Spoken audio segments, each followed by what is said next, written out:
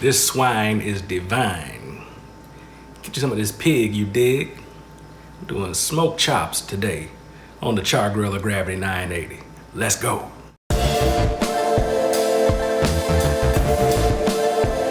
Hey good people, welcome back to BKC Cooks. I'm Brandon Carpenter. Today I'm working on smoked and smothered pork chops. So I got these monster chops that I found from HEB, best grocery store in the world. Shout out HEB. They don't pay me to say that, but I keep telling y'all, if y'all want to, I'm your man. So I got these beautiful chops that they had, and they are monsters, as you can see. Here's about an inch and a quarter thick at its thickest part.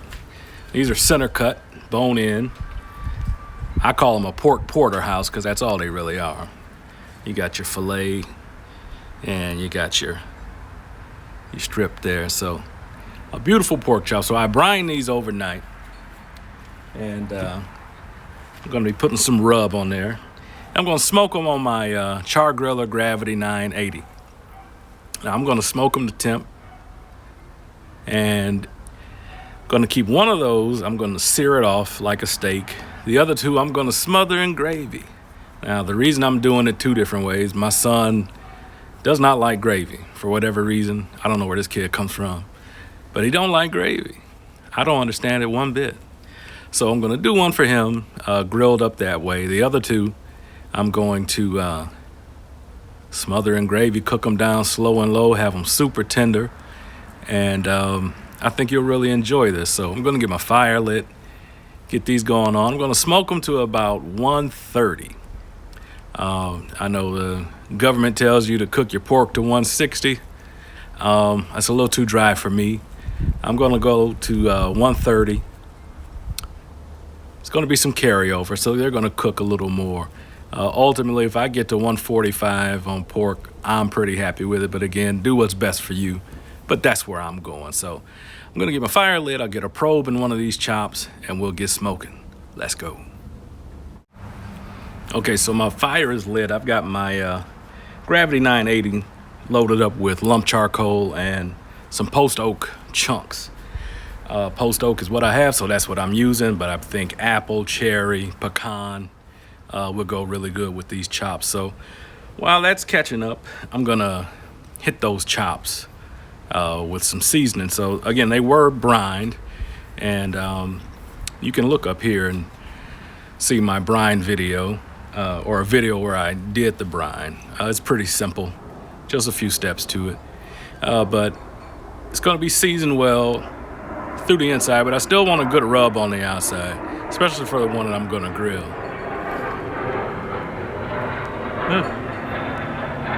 Rich people flying their jets overhead, but at any rate, we're going to get these seasoned up.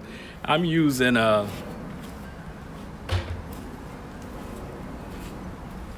Big Mo Cason's pork rub. This stuff is pretty tasty.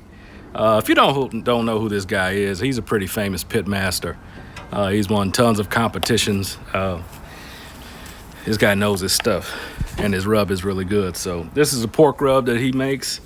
I'm going to season these chops on both sides, and we'll get them on the smoker.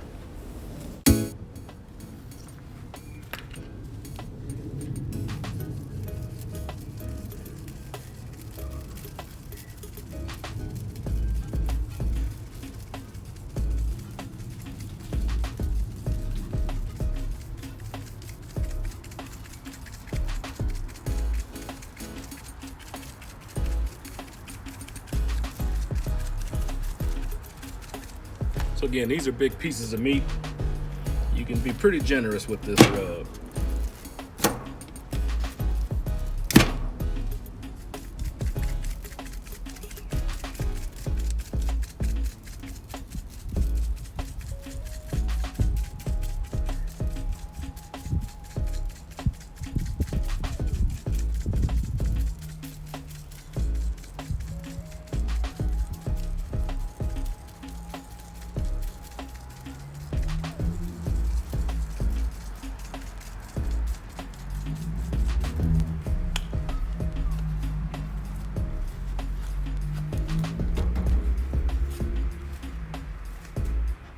All right, these are seasoned up really well. I'm gonna get a probe in the thickest one. That way I know all of them are at the temperature I want them to be. Get this lid closed down and we'll get to smoking. All right, our chops are on. I've got a probe in the biggest one right in the middle. That way I'll know when that reaches temperature, the other ones will be, if not the same, a little bit higher, and that's cool with me. So I'm gonna get this closed down.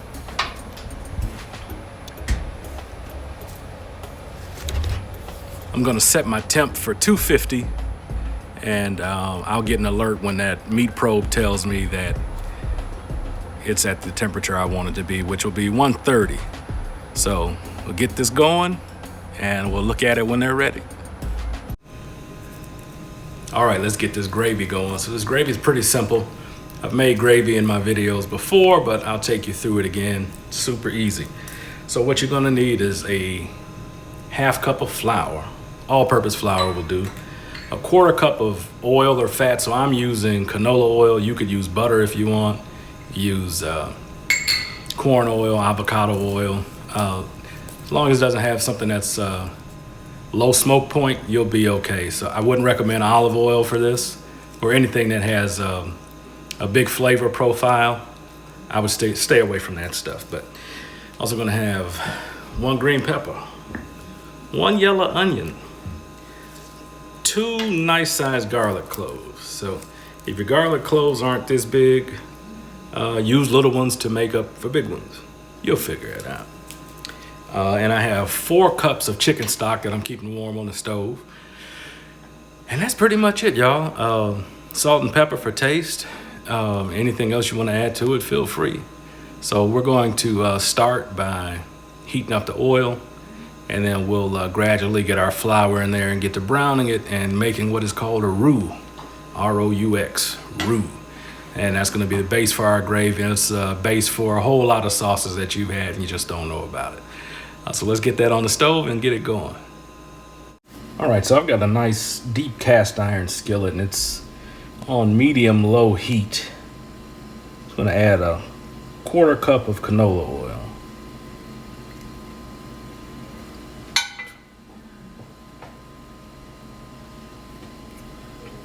And I'm gonna add in about half of my flour.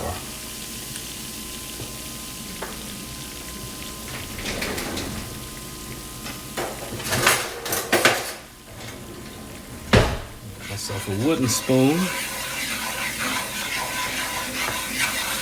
I'm gonna stir this, get everything dissolved.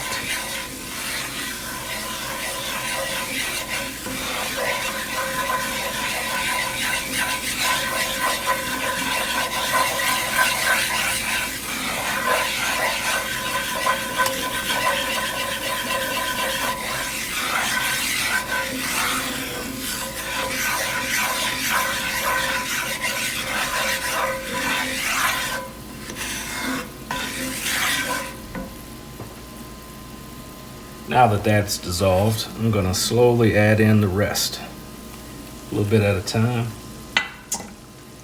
I'm gonna make sure it's not too thick and not too thin.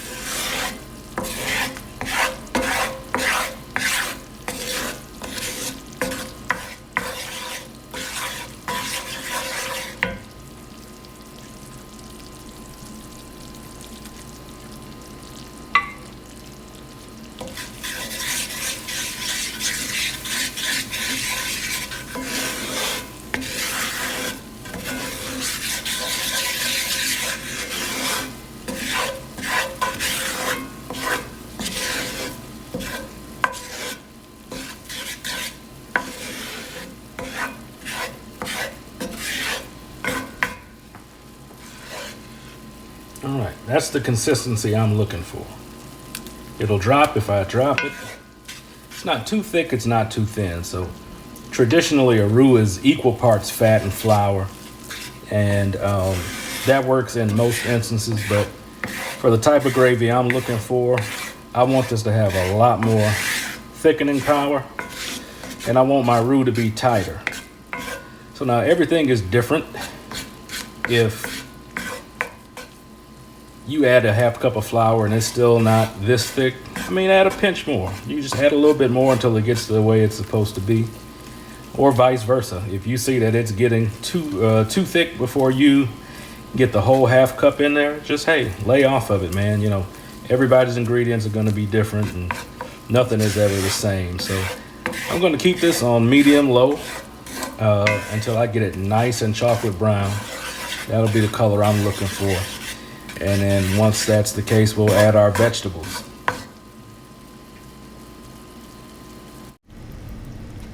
When you're working on this roux, you're trying to get it this chocolate color. The key is to keep stirring, especially if you're new to this. If you're not really experienced, you can burn this, and in that case, you would just have to start all over. But yeah, keep stirring, keep stirring, keep stirring. That's the key. All right, as you can see, we have beautiful chocolate brown roux. Now I'm going to start adding my veggies.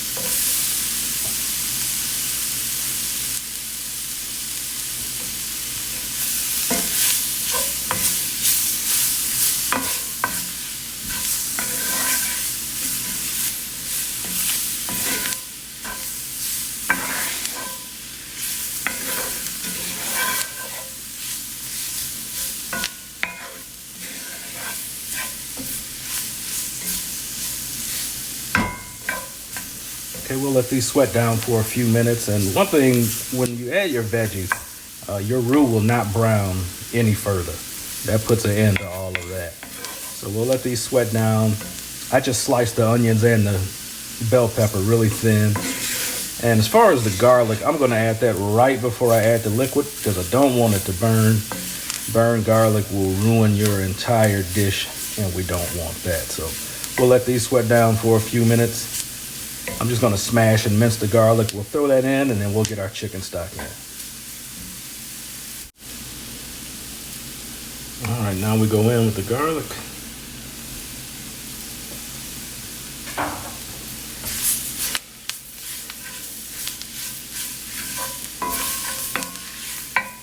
Just give that a quick stir.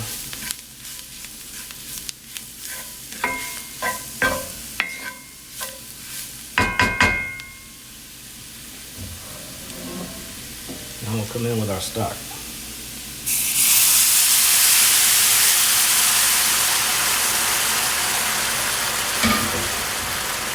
I like to add half at first. Get that roux dissolved. It'll be really thick. But you gotta trust the process here.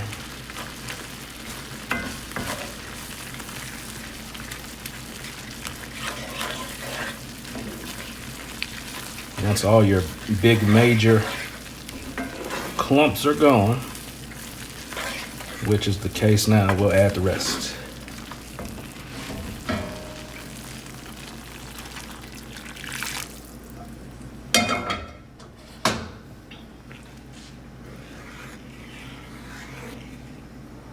Just stir this gently until it's dissolved and looking smooth.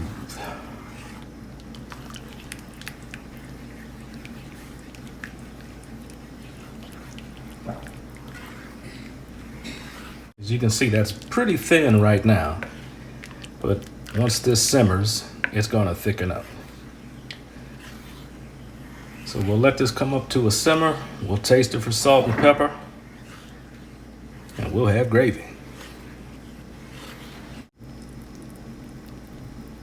All right, so this is up to a simmer. I'm gonna give a quick taste. See what we're looking at here.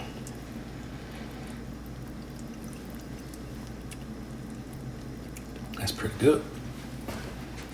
She's a little black pepper, not a whole lot. Just a couple cracks. Get that stirred in.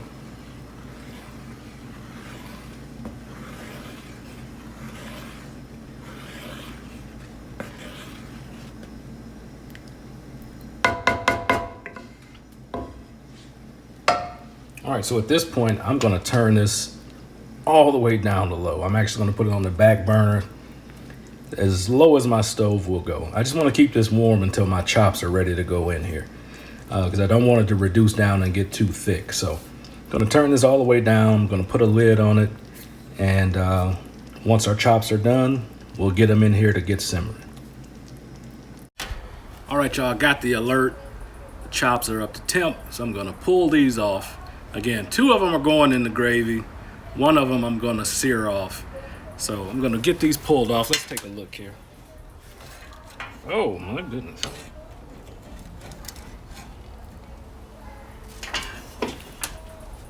These are beautiful.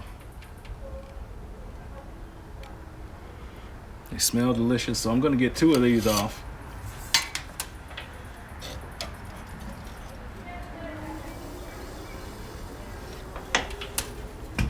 So those 2 will go in the gravy. That third one, I'm gonna ramp this temperature up to 675. And I'm gonna grill that off just like a regular old grilled pork chop or a steak, whatever you wanna do. And we'll get some nice grill marks on that. And it'll be good for my son who, again, does not like gravy. What can you do? So in the gravy these go. I'll get this ramped up and get it seared off. All right, so our gravy is back up to a simmer. We're gonna get 2 of these chops in there.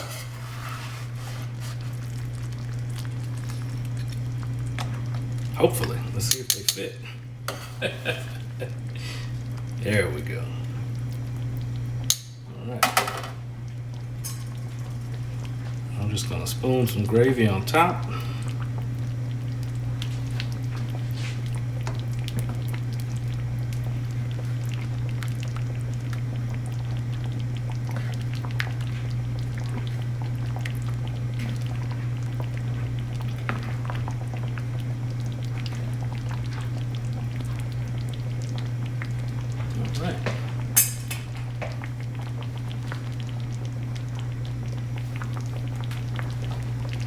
Get a lid on. We'll let these simmer down. I'm gonna check them in about half an hour because I want these to be fork tender. I want them to just be able to eat them with a spoon. So I'm gonna lower my heat just a little bit because we do have that lid on there. I don't want my gravy to boil over. So we'll check on these in about a half an hour, and let's go outside, check our fire, see if we're up to 675, and we'll get this other big chop seared off.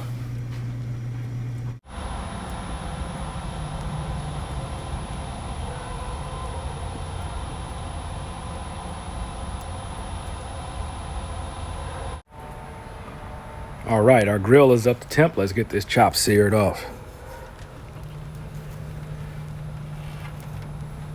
Whew, yeah, she's hot.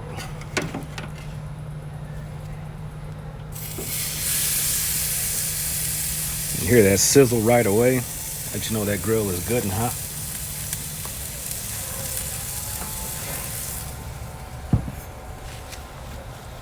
I'm gonna let that sear for about 30 seconds and I'll give it a check. Okay, let's take a peek.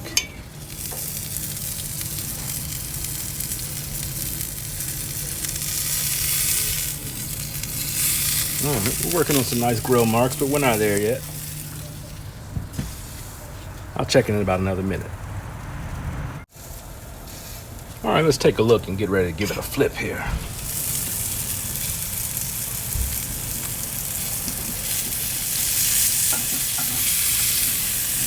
All right.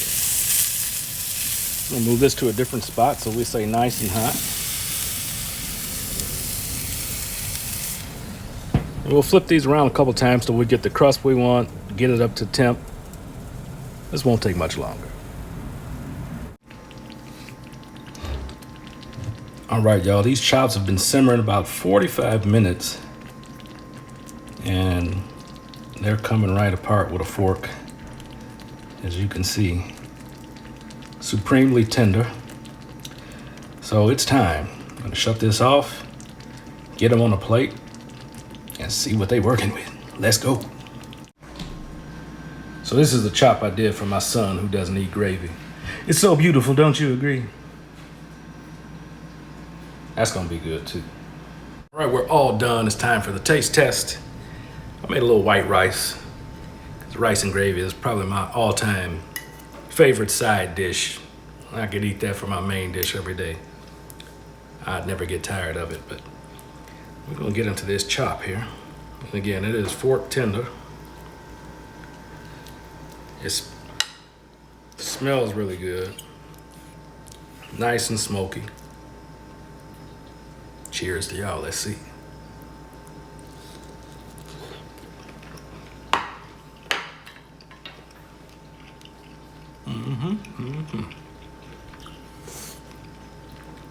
That's hot, but it's good. This is really good. That gravy is smoky. Chop is tender, juicy. That's really good. Oh, I gotta try that other one. Hold on. This is the one I did for my son.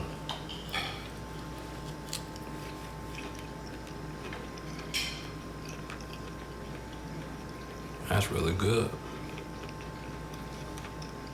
Again, I just grilled this like you would do a chop after I smoked it. That's damn good too.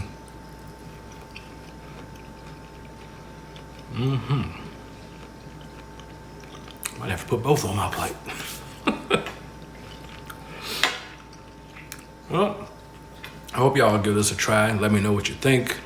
Again, love to hear all your comments, all your questions. And as always, y'all, remember to subscribe, smash that bell, smash that subscribe button. And I wish good eating to y'all. Take care.